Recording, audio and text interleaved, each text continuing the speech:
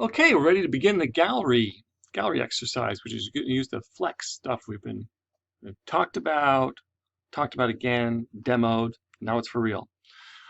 Flexbox in the gallery. You'll see a gallery download area, and there's six images here, cab 1 through 6, and then there's a document to download.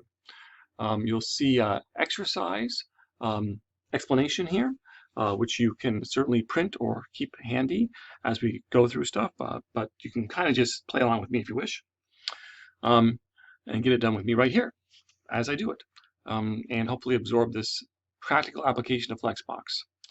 I've got the file here. You should change the title with your name, and there's an H1 you should edit also with your name. Good. So let's assume you've done those things. I'm going to skip them. Getting lazy. Then let's go ahead and run this and see what you have so far, right? What I've given you, that's not what I want to give you. That's how we're going to end up. Oh, quick, don't look. This is how you're starting. This is where the chef on TV accidentally brings out the cake that was already completed. Okay. Again, you're gonna put your name in there and your name in the title too, which is up there, right? And then I've given you a document where the first of the photos, cab 1, is already displayed, and actually there's a caption, the start of a caption already displayed too. All right, you'll see obviously it's a problem. The caption should be the same width as the photo. That's the problem, right? Now let's look at the HTML first. Here's what it looks like. Yes, there's an H1. It's actually in a header. How about that? Which is an HTML5 element. Then I have a paragraph around the image. Images are inline elements, so they should be inside a block element. Then I have another paragraph which says caption, okay? And then I have something with a footer down here, all right? So we want this photo and caption to act as a unit. So we're going to add a div that goes around them, and we're going to this div is going to have a class. Well, first of all, we're going to add a container around the whole thing. So we're going to have a container which is around this whole area, a div, and then inside here, of course, we're going to be having image, not just image 1. There's going to be number 2, number 3. Oh, did you notice also? I'm asking you to put the images in a subfolder. Images go in a subfolder called images. So you'll see in the instructions that's part of the folder structure is that you have a root folder and a subfolder called images, which is why I have that relative path there. Okay, well, let's put a div around everything then, okay? Not everything, just this whole image area. So between the header, after the header closes, I open a div, and then I'm going to close the div before the header opens. Good. And I want that div to have a name. And what name will I give it? I'm going to give it the name container. I mean, when I say name, I mean ID. ID equals quotation marks container. Good. That will link up to my CSS. I have a CSS area here where I have something called container. Yes. Now I have to, these items that have the 2 paragraphs and the image here, right? Those are each going to have a div around them, and they're going to have a class also. So open a div and close the div right after the item. So it's a little way to group that stuff together. And I'm going to give that div a class equals quotation marks, don't forget those, gallery item. This is kind of common, the idea of calling things, all the things within a container items. Good, all right. So that does that. And while we're here, let's go ahead and talk about the caption. Okay, the caption's in a paragraph. You imagine that caption's going to have some styling. If nothing else, it's going to have width, right? So why don't we give the caption, the paragraph, in this case, we don't need another div really, because each of these paragraphs can have a class. We're not grouping more things together. It's just an individual paragraph. So let's give it a class equals caption. All right. So we've got a container around the whole thing, we've got a gallery item around each grouping, and then we've got an image in there too. Well, since we're there, maybe we should style the caption before we continue so that it fits and stuff like that. So we're going to go to the thing with the class caption, which here is dot caption, right?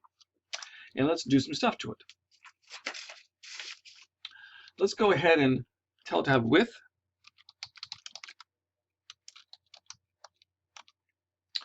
And we're going to make it stand out a little bit more appropriately as a caption. So the things we generally do to captions are bold them,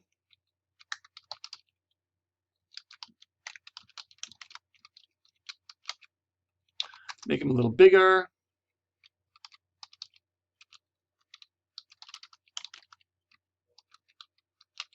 give them a little extra line height, but not that much.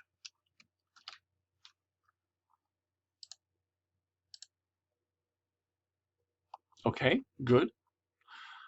And now that caption is respecting the same width as the photo. By the way, you can see the photos are 300 pixels each. Nice size for a gallery image. Each one has a little caption now. Well, this one has a little caption. So what are we going to do? Well, we want to put in the rest of our photos, right? Well, here's the most efficient way to do that, I think, anyway. I'm going to go down to the HTML. See, this is one unit here. Do you see that? This div is one unit with an image and a caption. I'm going to copy that, and I'm going to go down here. I'm going to paste it. So that's number 2, and I'm going to paste it again. That's number 3. I'm going to paste it again. That's number 4, number 5, number 6. And in each one, I'm going to go change the photo number. If your first one showed up properly, and if you downloaded the images properly, and these names are what they are, then they should be 1, 2, 3, 4, 5, 6.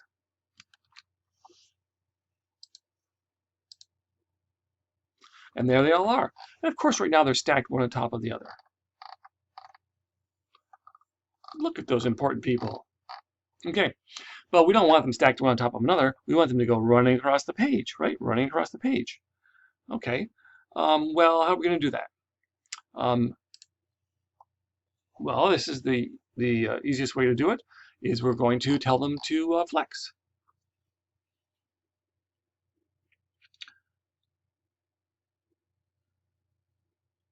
You know what? Before we do that, I want even more photos. I got lazy and only gave you 6 photos, right? But I want to take this entire group of 6 photos and copy it and paste it in again. So I'm going to start inside the container. From there, I could drag down and select. Do you know that if you click in one place and click in another with the Shift key down, you will also select a bunch of stuff.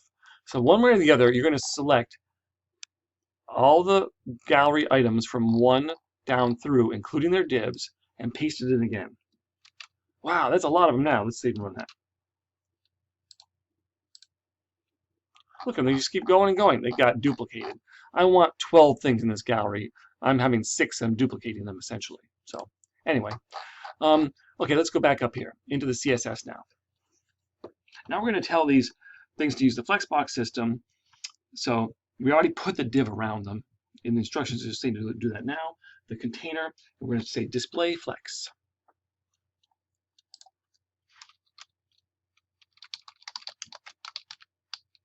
X. And let's save that and run it. That's where it goes. Well, something happened all right, and they are on the same line, but they're jamming into each other, and they're actually spread right out across even further. And some of them are kind of like invisible or something, right? So what's going on? Well, there isn't really enough room for all these guys. They're just jamming right off the page. Well, we obviously need to tell them to wrap, right? We're going to tell them flex wrap.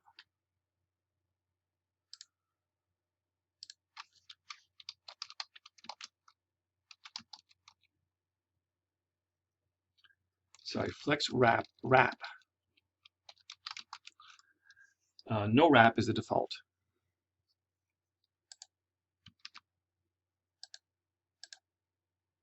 Well, that's better.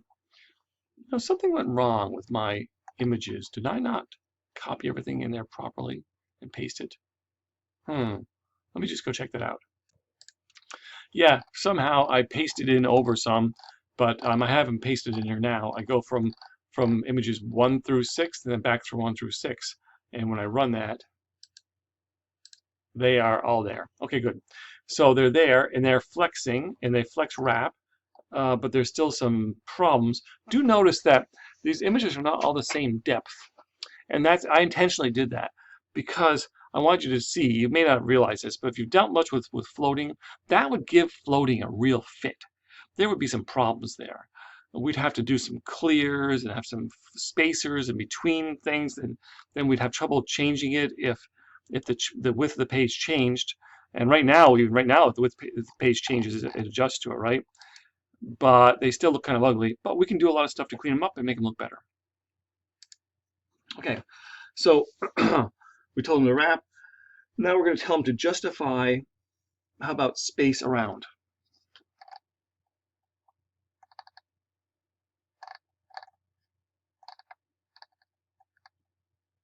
So here we are, we're still back in the container area here. Justify content.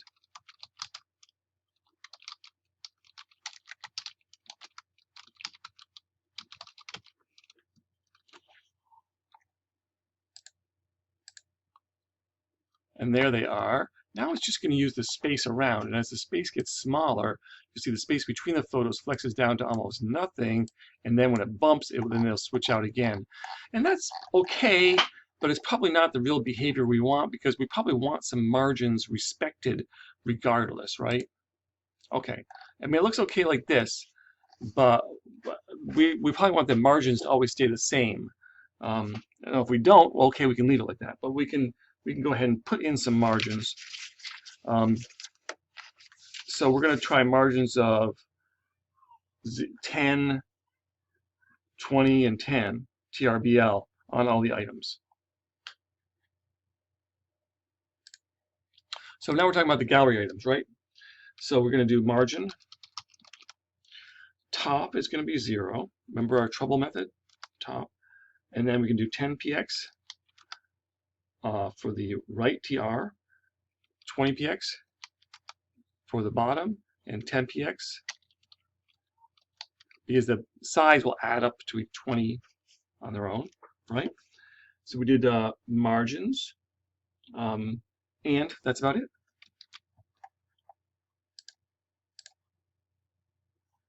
So now the margins are going to be, they didn't really change too much, added a little bit of space on the outsides there. And you can leave it like this. You could try space. This is space around. You could try, oh, look at that. I forgot my semicolon. You could try space between.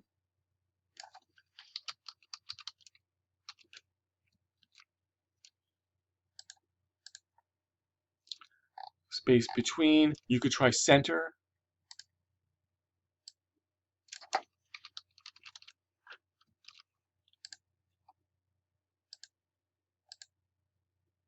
Okay. So are you done the assignment now? Well, first of all, you decide. You leave it however you want. Center, space around, space between. It's up to you. But you're not done the assignment. Okay? You may recognize some of these people. And on your assignment instruction sheet, it tells you, you go down to the bottom, because we've completed that portion. Now, except not quite, I need you to complete these captions. I need you to write these captions. You may recognize some of these images. These are President Donald Trump's cabinet members. Some of the few that haven't changed every few weeks where he has been firing people, but these are the ones that are, some that are still there. You need to write a caption of at least one sentence for each. This may take a bit of research. It's okay to use Wikipedia. These are extremely well-known people. Their names are Mike Pompeo, Betsy DeVos, Stephen Mnuchin, William Barr, Dr. Ben Carson, and Elaine Cho. Go look them up, find out what their title is in Trump's cabinet, and at least include that, and write a complete sentence, at least one complete sentence about each one as a caption. Obviously, you're going to write 1, 2, 3, 4, 5, 6 of them, and then copy and paste them in to duplicate them. I mean, you don't have to write these. This one for Mike Pompeo will be the same, either one. Okay. And then when you are all done, you go ahead and save it and upload it.